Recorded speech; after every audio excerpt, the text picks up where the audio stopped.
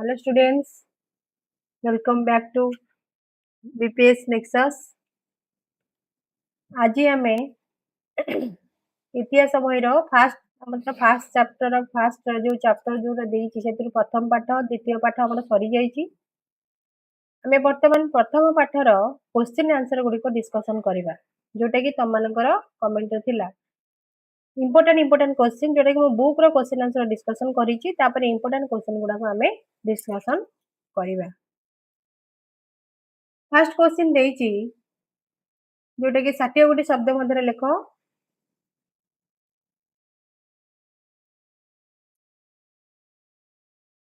देइछि प्रथम क्वेश्चन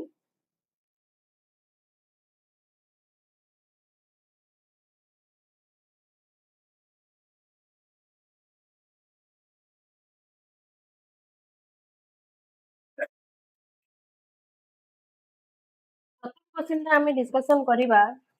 जे प्रथम क्वेश्चन देइछि प्रथम प्रश्नर उत्तर 60 गोटी शब्द रे लिखिबा पई जोटा कि तंपन पई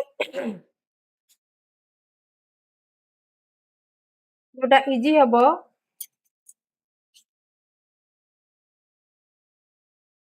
प्रथम क्वेश्चन देइछि जे उपनिवेश स्थापन पई शिल्प विप्लव किपरि सहायक होइतिला तले आंसर होची ना प्रथमे इंग्लैंड रे शिल्प विप्लव होइतिबारु एठारे निज देशर चाहिदाटार उत्पादित द्रव्यर परिमाण अधिक थिला आ पुनश्च अधिकांश लोकंकर क्रय करिबार क्षमता दुर्बल होइतिबारु उत्पादित द्रव्यर विक्रय पई देश बाहर बजार आवश्यकता पड़िला आ एही समय रे एशिया और आफ्रिका महादेशर शिल्प विप्लव होई नथिला एवं सेठारे पाश्चात्य देशर उत्पादित द्रव्यर आवश्यकता थिला या व्यतीत सेठारे शिल्प पई आवश्यक कंचामाल यथेष्ट परिमाण में उपलब्धि हेउतिला आ यार सुजोग नै इंग्लैंड प्रभृति पाश्चात्य राष्ट्र गुड़िक निजर उत्पादित द्रव्य को विक्रय पई एशिया आफ्रिका रे बाजार सृष्टि करबा आरंभ कला एही परि भाबरे उपनिवेश स्थापन पई शिल्प विप्लव सहायक होइतिला 60 गोटी शब्द मध्य लिखिबो सेकंड चीना तरबुजर कर्तन कहले कोन बुझा इंपोर्टेंट क्वेश्चन एटा जेटा मन रखिबो जे कोरिया को केंद्र कर जापान और चीन मध्य होइतबा युद्ध रे चीन परास्त होई जापान को क्षतिपूरण दबारे फर्मोजा और अन्य द्वीप समर्पण करने सह 150 लाख डॉलर क्षतिपूरण देवा को बाध्य होइतिला आ एई क्षतिपूरण दबा पई चीन जर्मनी रूसिया फ्रांस और इंग्लैंड निकट रे सहाय्य भिक्षा करितिला आ एई देश गुडी को चीन को सहाय्य करबा आଳରେ एहार एडी ची लिखा है चीन को लिखिबो पिला माने खाता रे लिखिबे आंसर गुडा यार विभिन्न अंश को बांटी नैतिले आ जर्मनी याचाओ उपसागर एवं सांटोंग ओयांग उपत्यका रूसिया मंचूरिया और लिया ओतुंग उपद्वीप फ्रांस कांगचाओ उपसागर और इंग्लैंड रो यांग उपत्यका और बिहिंग इत्यादि अंचल रे प्रभाव विस्तार करतला तले चीन रो एई विभाजन को चीना तरबुजर कर्तन बोली कुआ जाय जहा कहते cutting of the Chinese Milan important question ना जोटा कि हमर 2 मार्किया क्वेश्चन भी आसीबा तापर क्वेश्चन देला दक्षिण आफ्रिका किपरि इंग्रेज शासनाधीन हैला 1870 मसीह सेसिल रोडस नामक जने इंग्रेज अर्थान्वेषी व्यक्ति दक्षिण आफ्रिका रे हीरा और सुन्ना खनन करी अत्यंत धनी होइतिले एवं एक आफ्रिकीय उपनिवेश को निज नाम अनुसार करथिले ताले इंग्रेज माने कालक्रमे रेडोसिया बेचुआनालैंड स्विट्जरलैंड बसुतोलैंड अधिकार कले आ यार किछि दिन परे दक्षिण आफ्रिका यूनियन गठित होला और सेथिरु केप नाटाल ट्रांसवाल और ऑरेंज रिवर कॉलोनी अंतर्भुक्त होला बोयर इंग्रेज और अन्य केतेक यूरोपीय प्रवासी को नहीं दक्षिण आफ्रिका यूनियन संख्या लागू सत्तांग द्वारा शासित होला और एही परि भाबरे दक्षिण आफ्रिका इंग्रेज शासनाधीन होला क्वेश्चन देछि दक्षिण आफ्रिका किपरि इंग्रेज मानक शासनाधीन होला एही पॉइंट लिखिबो ग नंबर उपनिवेशवाद फल उपनिवेश मानकर शिल्प और कृषि किपरि प्रभावित होइतिला इंपोर्टेंट क्वेश्चन एटा जे उपनिवेशवाद फल उपनिवेश गुड़िक शिल्प और कृषि निम्न मत प्रभावित होता कौन कौन पॉइंट ना उपनिवेशवाद गुड़िक अर्थनीति को विपर्जय करथिला और स्थानीय शिल्प गुड़िक विलोप होइतिला आउ तबे कोन हेतिला ना उपनिवेश गुड़िक शिल्प आने को निरुत्साहित करागला एवं केवल साम्राज्यवादी राष्ट्र कंपानी हित आवश्यक होता द्रव्यर उत्पादन शिल्प प्रतिष्ठा करने कृषि प्रणाली परिवर्तन है। यहीपरि भाव में उपनिवेशवाद गुड़िक समाजवादी साम्राज्यवादी देश गुड़िक शिल्प होता आवश्यकता को मेटाई कृषि प्रणाली परिवर्तन है। ये जो तापर भी कौन करागला ना गोटे बा दुईटे द्रव्य उत्पादन करागला क्यूबा चीनी उत्पादन करागला जोटा कि शिल्प और कृषि क्षेत्र में किपरि प्रभाव पकड़ा क्वेश्चन आंसर देखिए बुझिपारा पिला माने एटा गला 1 नंबर जोटा कि 60 गोटी माने 60 गोटी शब्द मध्य थिला सेटा मान लिखियो तापर देछि जे 20 गोटी शब्द मध्य उत्तर लिखो जोटा 2 मार्किया क्वेश्चन उपनिवेशवाद कौन यार मुख्य लक्ष्य कौन थिला इंपोर्टेंट क्वेश्चन ता वेरी वेरी इंपोर्टेंट क्वेश्चन ता एटा जोटा कि तमरा ए जो स्कूल रे जोटा इंटरनल एग्जाम एग्जाम जोटा हुए सेतरे आसीबार संभावना अछि। उपनिवेश कहले विदेशस्थ आवास को बुझाई था कौन अंचल प्रवासी मान बसति स्थापन को कहुए यार लक्ष्य कौन ना वाणिज्य व्यवसाय उन्नति आर्थिक समृद्धि साम्राज्य विस्तार और धर्म प्रचार उपनिवेशवादर मुख्य लक्ष्य थिला। सेकेंड क्वेश्चन बुझिपाइल पिला माने सेकेंड क्वेश्चन देखिबा एशिया महादेश रे उपलब्ध हेउतबा प्रधान लाभदायक सामग्री गुडी को कौन थिला आंसर कौन थिला ना आंसर एशिया महादेश अंतर्गत भारत और अन्य केतोटी देश रे अनेक लाभदायक सामग्री उपलब्ध हेउतला और सेगुड़िक मध्य विभिन्न प्रकार मसला चाहा काटस वस्त्र रेशम सुना मुक्ता प्राकृतिक औषध चिन्ना माटीर पात्र और इबनी काठ आदि मुख्य थिला पिला माने मन रखिबे। तापर नेक्स्ट केउ कार्यटी सेमानक नैतिक कर्तव्य बोली मन करी यूरोपीय माने उपनिवेश स्थापन करबा आग्रही हेले ना एशिया और आफ्रिका महादेशर मूल अधिवासी माने अनुन्नत और अग्रसर होइतिबारु सेमानक सभ्य करबा को आग्रही हेले। द्वितीयत कौन ना सेमानक देश रे पाश्चात्य धर्म प्रचार करबा सेमानकर नैतिक कर्तव्य मन करी यूरोपीय माने उपनिवेश स्थापन करबा को आग्रह हेले। 2 मार्किया क्वेश्चन पिला माने याको मन रखियो जोटा कि तमरे एग्जाम रे आसे। आउ गोटे क्वेश्चन वेरी इंपोर्टेंट अफीम युद्ध पर इंग्लैंड चीन रे कौन पाइला एटा 2 मार्किया क्वेश्चन जोटा कि परीक्षा उपयोगी तमनकर अफीम युद्ध पर चीन इंग्लिश व्यवसायिक पई दुईटी परिवर्ते 5टी बंदर खोलिला द्वितीयटी कौन हांगकांग द्वीप को चीन इंग्लैंड को हस्तांतर कला मन रखिदियो पिला माने। 4 नंबर कौन ना केउ अंचल इंडो चीन भाव में परिचित एवं केउ देश इंडो चीन रा सर्वसर्वा होइतिला तो दक्षिण पूर्व एशिया लाओस कंबोडिया वियतनाम अंचल इंडो चीन भाव में परिचित फ्रांस इंडो चीन रे निजर व्यवसाय प्रसार उद्यम रे सफल होई इंडो चीन रा सर्वसर्वा होइतिला। वर्तमान सरीला 2 नंबर 6 प्रथम विश्वयुद्ध रे तुर्की परास्त होगा परे केउ अंचल गुड़िक ताठारु काढ़ी नियागला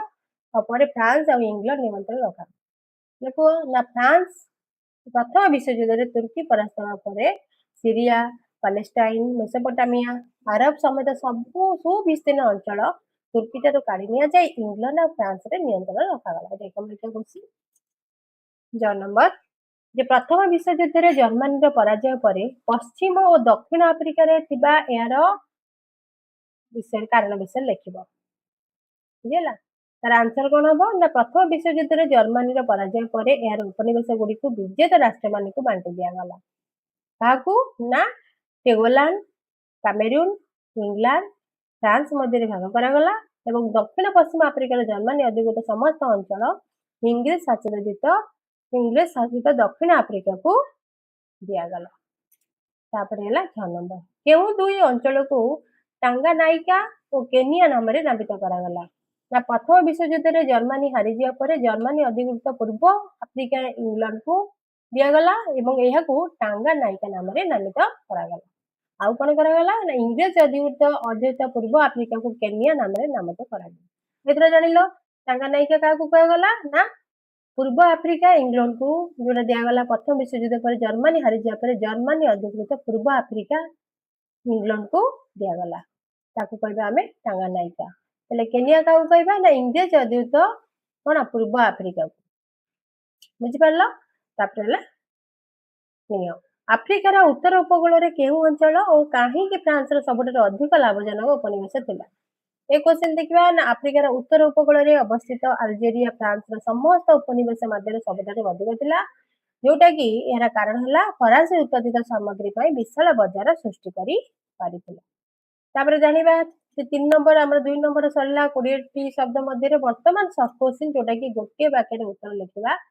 तर देखा क्वेश्चन यूरोपीय राष्ट्र माने मुख्यतः केउ उद्देश्य रे एशिया और अफ्रीका को आसिले ना यूरोपीय राष्ट्र माने मुख्यतः वाणिज्य व्यवसाय उद्देश्य रे एशिया अफ्रीका को आसिले। नेक्स्ट क्वेश्चन यूरोपीय राष्ट्र माने काहे कि एशिया अफ्रीका देश गुडी को सहज रे युद्ध रे परास्त करि पारुथिले ना काहे कि ना एशिया अफ्रीका देश गुडी को उन्नत धरणर युद्धास्त्र निर्माण रो कौशल जणा नथिबारु सेमानकु यूरोपीय राष्ट्र माने सहज रे युद्ध रे परास्त करि पारुथिले। 6 नंबर केबेटर भारत इंग्लिश सरकार प्रत्यक्ष शासन अधीन रहा ना 1857 मसीह विद्रोह पर भारत इंग्लिश सरकार प्रत्यक्ष शासन अधीन रहा। नेक्स्ट क्वेश्चन 1875 मसीहा पर हॉलैंड इंडोनेशिया निकटस्थ केउ द्वीपपुंज उपर नियंत्रण करथिला ना 1875 मसीहा पर हॉलैंड इंडोनेशिया निकटस्थ मोलुका द्वीपपुंज उपर नियंत्रण करथिला। उत्तरटा को पूरा टोटाली कंप्लीट करिवो जोटा कि अधाटा लेखा है द्वीपपुंज उपर नियंत्रण करथिला बोली लिखिबो। केबे चीन रे राजतंत्र उच्छेद हैला ना 1911 मसीह रे चीन रे चीन लिखा है चीन लिखिबो चीन रे राजतंत्र उच्छेद हैला आ द्वीपपुंज उपर को द्वीपपुंज उपर नियंत्रण विस्तार कला को द्वीपपुंज एटा उपर भी बालुदाटा एटा एठू पळे आसी एटा खाली लिखिबो कोन उच्छेद हैला केबे ना 1911 रे हैला। कहा आर्थिक सहायता रे 1878 मसीह आंतर्जातिक कंगो संघ गठन करा जायतिला ना बेल्जियम राजा द्वितीय लियोपोल्ड आर्थिक सहायता रे 1878 मसीह आंतर्जातिक कंगो संघ गठन करागला बुझिला पिला माने। नेक्स्ट केप कॉलोनी रो प्रवासी डच आदिवासी माने केउ नाम रे परिचित हेले ना केप कॉलोनी रो प्रवासी डच आदिवासी माने गोएल नाम रे परिचित थिले आ केबे परिचित थिले बुझि पारलो। नेक्स्ट केबे अबिसिनिया इटाली सैन्य बाहिनी को परास्त करी इटाली को अबिसिनिया उपरे तार दाबी प्रत्याहार करिया बाध्य कराला ना 1846 मसीह रे मन रखियो पिला माने। 9 नंबर फरासी माने केउ मसीह रे मोर अधिकार करथिले मोरको अधिकार करथिले ना 1900 मसीह रे फरासी माने मोरको अधिकार करथिले एटा मोर लिखा है कि मोरको त माने पिला माने लिखिबो ठीक पेंटिंग मिस्टेक हो जायछि। तापरे 19 शताब्दी शेष भाग में जड़े सुदानीय नेता निजको कौन भाव घोषणा करी सुदान उपर इजिप्ट आउ इंग्लैंड नियंत्रण को उच्छेद करते किए से नेता थिले ना 19 शताब्दी शेष जड़े सुदानीय नेता निजको मोहदी भाव घोषणा करी सुदान उपर इजिप्ट आउ इंग्लैंड नियंत्रण को उच्छेद करथिले मन रखियो पिला माने एटा जोटा कि गला सरीगला आमर 60 गोटी शब्द 20 गोटी शब्द जोटा कि एक मार्किया क्वेश्चन सरला। वर्तमान आम एमसीक्यू ऊपर को जीवा जोटा कि तुमको प्रश्न रे दी जाई 4 गोटी विकल्प मध्य ठीक उत्तरटी बाछिकिनी आंसरटा जोटा लिखिबो। केउ व्यवसाय अफ्रिका रे सबटारे बेसी लाभदायक होइतिला उत्तरटी कोडा ना से समय बेसी दास व्यवसाय होतला ऑप्शन 3 होची करेक्ट आंसर। 9 नंबर केउ मसिया रे भास्को दा गामा भारत को जलपथ आविष्कार करथिले 1498। केबे इंग्लैंड और चीन मध्य अफीम युद्ध होइतिला 1839 मसीह रे ऑप्शन 2 मन रखियो पिला माने। केउ मसीह रे बर्मा भारत रो इंग्लिश साम्राज्य अंतर्भुक्त हैला 1886 मसीह रे वेरी वेरी इंपोर्टेंट एउडा सब क्वेश्चन पाई। कोरिया केबे जापान रो एक उपनिवेश हैला कोरिया 1910 मन रखियो पिला माने 1910। केउ अंचल फरासी कंगो भाबरे परिचित हैला ऑप्शन 4 कंगो नदी रो उत्तर अंचल मन रखियो। ये एक आफ्रिकीय उपनिवेश को रेडोसिया ओपल नामक देथिले किए सीए ना सेसिल रोड 9 नंबर ट्यूनिसिया केउ देशर दखलभुक्त होइतिला ना फ्रांस ऑप्शन 1 जोटा अछि आई फ्रांस दखल करितिला। 6 नंबर किए सुएज कैनाल रो खनन पई फ्रांस रो एक कंपनी को दायित्व देथिले के थिले ऑप्शन 2 इजिप्ट गवर्नर।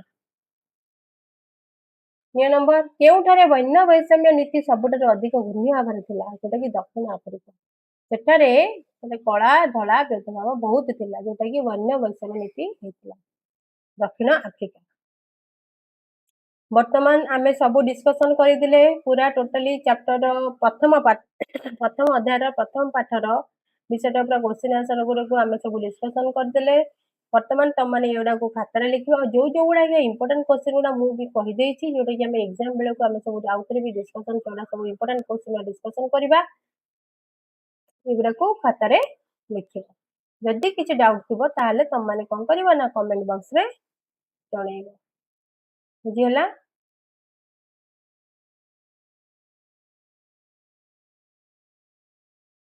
ବର୍ତ୍ତମାନ ଆମେ ରହିବା क्वेश्चन आंसर बुझी होइतिले आपण माने सब लाइक शेयर सब्सक्राइब करिवो जेतु हमें नेक्स्ट पाठ को हमें जिबा। Thank you.